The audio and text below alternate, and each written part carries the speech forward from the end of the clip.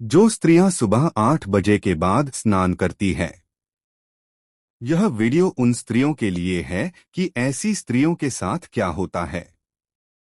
चलो मैं आप सभी को इस विधा के बारे में आपको एक कथा के माध्यम से बताता हूँ। मित्रों, एक बार भगवान विष्णु माता लक्ष्मी जी के साथ क्षीर सागर में शेषनाग की शैया पर विश्राम कर रहे थे। तभी देव उस स्थान पर के दर्शन देते हैं और भगवान विष्णु तथा माता लक्ष्मी से अपने प्रश्न को के हैं उसका निवारण पूछने लगते हैं। गरुण देव कहते हैं कि हे प्रभु, मैं अभी पृथ्वी लोक का भ्रमण करके आया हूँ और मैंने वहाँ पे देखा है कि प्रत्येक मनुष्य नित्य स्नान दान करते हैं किंतु फिर भी दुखी ही रहते हैं। हे प्रभु, उनके दुखी रहने का क्या कारण है? हे भगवान, आप मुझे यह बताने की कृपा करें। प्रत्येक मनुष्य जो पृथ्वी लोक पर स्नान करते हैं उन सभी को कैसे स्नान करना चाहिए? स्नान करने की उत्तम विधि कौन सी है? पृथ्वी लोक पर समस्त मानव जाति को स्नान कब और कैसे करना चाहिए है और स्नान करते समय कौन से मंत्रों का उच्चारण करना चाहिए? गरुण देव ने आगे कहा कि हे प्रभु, मैं अपने इन्हीं प्रश्नों को पूछने के लिए आपके पास वैकुंठ लोक आया हूँ। इसके बाद गरुड़ जी माता लक्ष्मी से पूछते हैं, हे माता, मैंने यह भी देखा है कि पृथ्वी लोक पर अनेक स्त्रियां नित्य स्नान करके आपकी पूजा आराधना को संपन्न करती है किंतु फिर भी उनके घर में आप वास नहीं करती है। यह कौन सी विडंबना है? इसका क्या कारण है? गरुड़ देव जी ने अपने सारे प्रश्न कह सुनाई। तब भगवान विष्णु जी ने गरुड़ देव जी के द्वारा इस प्रकार से प्रश्न पूछने पर कहते हैं, थे पक्षीराज गरुड़ देव, प्रत्येक मनुष्य जाति के कल्याण हेतु आपने उचित ही प्रश्न किया है। हे गुरुदेव, यह सत्य है, स्नान करना प्रत्येक मनुष्य के लिए अत्यंत आवश्यक होता है। स्नान से ही शरीर शुद्ध होता है, स्नान करने से ही शरीर पवित्र होता है और मनुष्य पूजा पाठ दान धर्म आदि कम करने के पात्र स्नान करने के बाद ही बनता है। इसीलिए मनुष्य को नित्य स्नान करना चाहिए। हे देव, मैं आपके सभी प्रश्नों के उत्तर देने से पूर्व आपको एक अत्यंत पवित्र कथा सुनाता हूँ। आप इस कथा को ध्यान से सुनना। इस कथा में आपको आपके सभी प्रश्नों के उत्तर मिल जाएंगे। भगवान विष्णु ने गरुड़ जी को स्नान का महत्व बताते हुए एक कथा को सुनाते हैं जिसे सभी मनुष्यों को ध्यान से सुनना चाहिए। इस कथा का श्रवण करने मात्र से ही सैकड़ों तीर्थों में स्नान करने का पुण्य मनुष्य को प्राप्त होता है। मित्रों, भगवान विष्णु कहते हैं कि पक्षीराज गरुड़ पूर्व समय का एक वृतांत है। मगध देश में एक अत्यंत शोभायमान नगरी थी। उस नगरी में एक धनवान सेठ अपने जीवन का निर्वाह करता था। उस सेठ की 3 पुत्रियां थीं। सेठ इतना धनवान था कि उसने अपनी पुत्रियों को कभी किसी चीज की कमी नहीं होने दी। उसने उन्हें बड़े लाड़ प्यार से वाला था। उसकी पुत्रियां अत्यंत सुंदर तथा अपने चंचल स्वभाव की वजह से मन को मोह लेने वाली थी। एक पिता का जो कर्तव्य होता है उस सेठ ने सब कुछ पूर्ण किया। अपनी पुत्रियों को उसने सब कुछ दिया जो उससे हो सका, परंतु उसने केवल एक गलती की। वह गलती यह थी कि उसने अपनी पुत्रियों को शास्त्र ज्ञान नहीं दिया था, जिसकी वजह से जीवन में सब कुछ पाकर भी उसकी पुत्रियों का जीवन अधूरा था। ज्ञान के बिना कोई भी मनुष्य पूर्ण जीवात्मा नहीं बन सकता है। पैसा संपत्ति सौंदर्य होकर भी उस सेठ की पुत्रियों के पास वह नहीं था जो प्रत्येक स्त्रियों के पास होना चाहिए। धीरे धीरे जब उस सेठ की तीनों पुत्रियां जवान हुई तो उस सेठ ने उन तीनों पुत्रियों का विवाह एक अच्छे कुल में कर दिया। तीनों पुत्रियों के पति बड़े बड़े व्यापारी थे, जिसकी वजह से उस सेठ की 3 पुत्रियां राजमहल जैसे घरों में रहने के लिए चली गई। वह तीनों जैसे ही रहने के लिए अपने अपने पतियों के घर गई। वहां पर उनका भव्य स्वागत किया गया। विवाह के बाद की जो रस्में होती है उन सभी रस्मों को किया गया।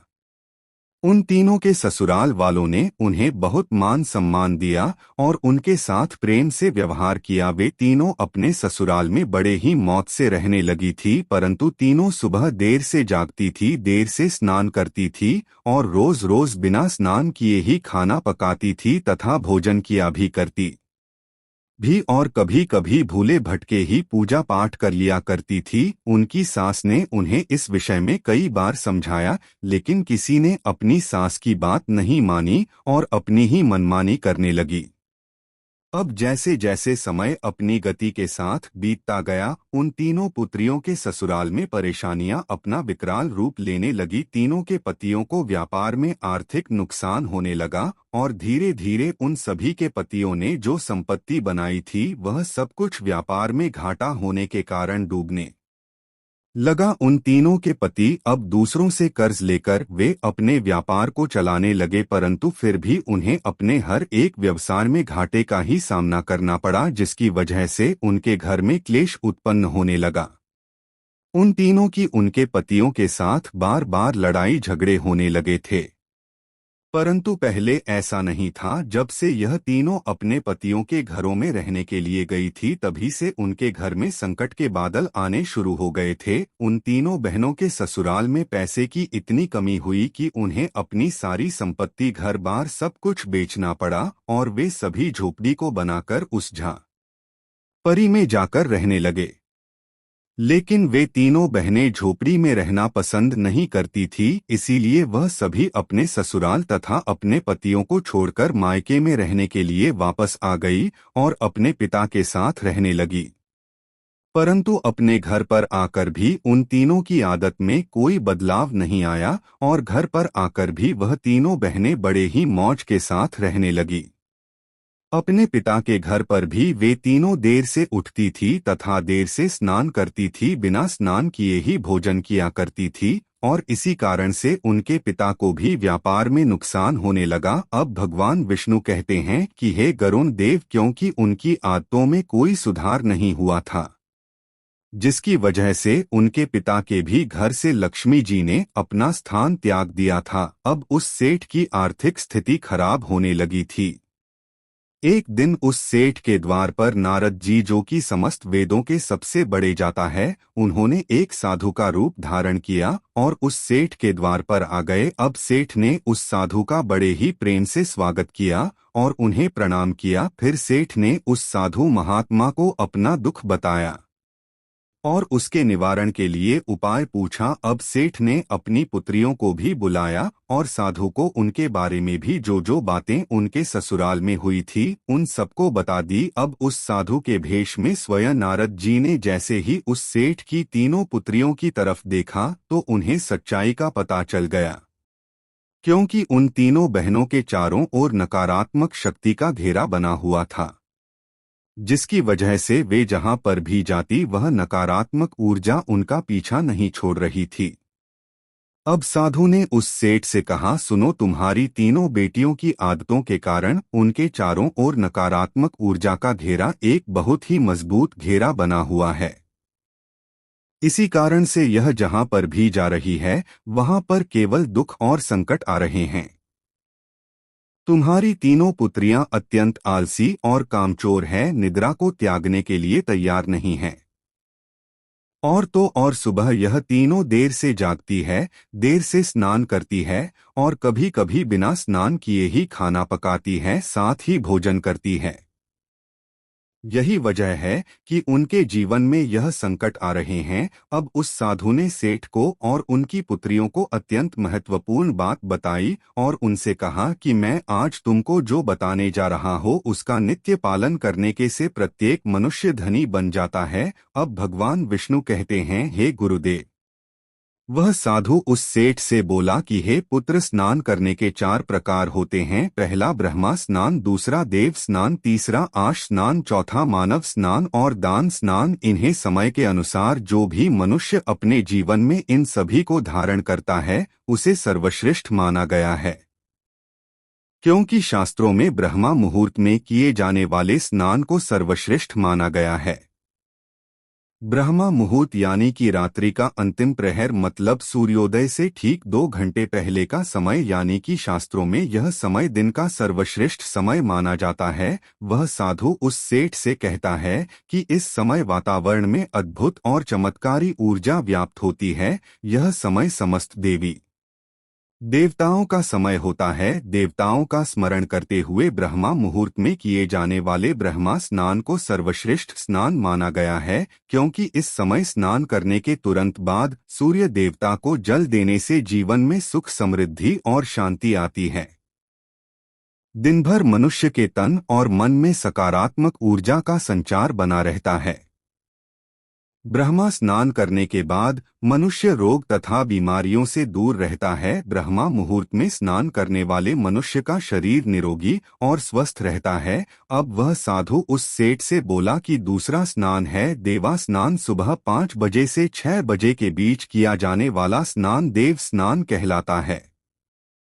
इस समय देवी देवताओं का स्मरण करते हुए नदियों में किए जाने वाले इस स्नान को भी श्रेष्ठ स्नान माना जाता है। इस समय स्नान करने से मनुष्य के शरीर में सकारात्मक ऊर्जा का समावेश होता है, जिसकी वजह से सभी प्रकार की नकारात्मक ऊर्जा तथा बुराई शरीर से बाहर निकल जाती है। देव स्नान के समय स्नान करने से तन के साथ साथ मन भी पवित्र हो जाता है। इस समय पर स्नान करने से धन संपत्ति में वृद्धि होती है। मनुष्य को सभी प्रकार के सुख की प्राप्ति होती है।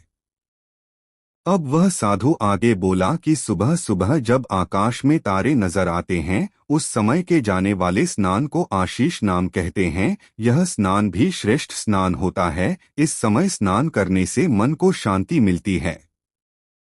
चौथा है मानव स्नान। सुबह 6 बजे से 8 बजे के बीच में किया जाने वाला स्नान मानव स्नान कहा गया है। यह स्नान सूर्योदय के समय या सूर्योदय के ठीक बाद में किया जाता है। वह साधु उस सेठ से कहता है कि इस समय स्नान करने से शरीर में दिन भर ताजगी स्फूर्ति और सकारात्मक ऊर्जा व्याप्त रहती है, जो हमें किसी भी कार्य को करने के लिए उत्साह तथा प्रेरणा की स्फूर्ति करती है। परंतु मनुष्य को कभी भी सूर्योदय के 2 घंटे बाद स्नान नहीं करना चाहिए, अर्थात सुबह 8 बजे के बाद स्नान करना उचित नहीं माना गया है। इस समय वातावरण में व्याप्त दैवीय शक्तियां बहुत कम होती है, इसलिए इस समय में स्नान करने पर प्रत्येक मनुष्य में उत्साह और ऊर्जा की भी कमी हो जाती है, जिसकी वजह से मनुष्य दिन भर आलस का अनुभव करता है। उसे पूरे दिन शरीर में सोचती रहती है, जिसकी वजह से किसी भी काम को करने में उसका मन नहीं लगता है। सुबह 8 बजे के बाद स्नान करने से व्यक्ति के जीवन में दुर्भाग्य आता है, उसके शरीर में नकारात्मक ऊर्जा का वास हो जाता है। ऐसा मनुष्य जिस स्थान पर भी जाता है, उसके साथ साथ उसका दुर्भाग्य भी उसके साथ चलता है। अब वह साधु कहता है कि हे पुत्र, तुम्हारी यह तीनों पुत्रियां सुबह देर से स्नान करती थी, जिस कारण से उनके ससुराल की सारी संपत्ति नष्ट हो गई। उनके पति रोड पर आ गए और अब इनकी वजह से ही तुम्हारी भी संपत्ति नष्ट होती जा रही है। अब सेठ को वह साधु कहता है कि पुत्र, सूर्योदय होने के बहुत समय बाद तक भी जो लोग स्नान नहीं करते हैं, उनके मन में दिन भर क्रोध, द्वेष, नकारात्मकता, कमजोरी और चिड़चिड़ापन बना रहता है, जिससे इनके काम में आने वाली मुश्किलें अपना विकराल रूप धारण कर लेती है। इसलिए प्रत्येक मनुष्य को प्रतिदिन ब्रह्मा स्नान, देव स्नान, आरक्षी स्नान या मनुष्य स्नान करने की सलाह दी गई है। प्रत्येक मनुष्य को प्रतिदिन इन पवित्र कालों में उठकर स्नान करके पूरी श्रद्धा से आराधना, प्रार्थना और पूजा पाठ तथा सूर्य देवता को अर्घ्य देने से उसका मन शुद्ध और पवित्र हो जाता है और प्रत्येक समस्याओं का समाधान भी हो जाता है। अब हर साधु उस सेठ को स्नान का महत्व बताकर वापस चले जाते हैं। फिर सेठ की तीनों पुत्रियों को अपनी गलती समझ में आ गई। वे तीनों अपने अपने ससुराल में रहने के लिए चली गई और उस साधु द्वारा बताए गए स्नान के सभी नियमों का पालन करने लगी। तीनों सुबह ब्रह्मा मुहूर्त में जाकर स्नान करने लगी और नित्य सूर्य को जल देने लगी। सुबह नित्य स्नान करने से उनका शरीर पवित्र हो गया और वह नकारात्मक ऊर्जा भी पूरी तरह से नष्ट हो गई। धीरे धीरे उनके पति का व्यापार भी ठीक से चलने लगा और उनका खोया हुआ सब कुछ उन्हें फिर से वापस मिल गया और तीनों बहनें बड़ी ही प्रसन्नता से अपने ससुराल में रहने लगी। भगवान विष्णु कहते हैं, गरुण देव, अब मैं तुम्हें स्नान करते समय बोले जाने वाले अत्यंत महत्वपूर्ण मंत्र के बारे में बताता हूँ। जो भी मनुष्य इस मंत्र का उच्चारण करते हुए स्नान करता है उसके सभी पाप उसी क्षण नष्ट हो जाते हैं, उसका दुर्भाग्य भी नष्ट हो जाता है और उसे सुख समृद्धि प्राप्त होती है। भगवान विष्णु बोले कि वह मंत्र कुछ इस प्रकार है, गंगे च यमुने चैव गोदावरी सरस्वती नर्मदे सिंधु कावेरी जले इन सन्निधि कुरु गरुण देव। इसका अर्थ है गंगा यमुना गोदावरी सरस्वती नर्मदा सिंधु और कावेरी माता मेरे स्नान करने के जल में कृपया आप सभी पधारिए। इस मंत्र के उच्चारण से सभी तीर्थ स्थानों में स्नान करने का पुण्य मिलता है। भगवान गरुण देव से बोले, हे गरुड़ दे, अब आपको आपके सभी प्रश्नों का उत्तर मैंने इस कथा के माध्यम से दे दिया है। तब गरुण वे बोले, हे भगवान, मुझे आपने आज जो यह ज्ञान दिया है यह सर्व संपन्न है। मैं इस ज्ञान का अवलोकन समस्त लोक में करूंगा। मित्रों, इस प्रकार से हमारे जीवन में स्नान दान का बहुत अधिक महत्व होता है, इसीलिए हमें रोज सुबह जल्दी उठकर स्नान करना चाहिए। सुबह 8 बजे के बाद स्नान करना अशुभ माना जाता है। मित्रों, आशा करता हूँ कि आपको यह कथा पसंद आई होगी। अगर आपको यह कथा या जानकारी ज्ञानवर्धक लगी हो तो इस वीडियो को लाइक जरूर करें और कमेंट में जय मां लक्ष्मी जरूर लिखें। साथ ही हमारे YouTube चैनल को सब्सक्राइब अवश्य करें ताकि ऐसी ही आध्यात्मिक जानकारी आपको मिल सके।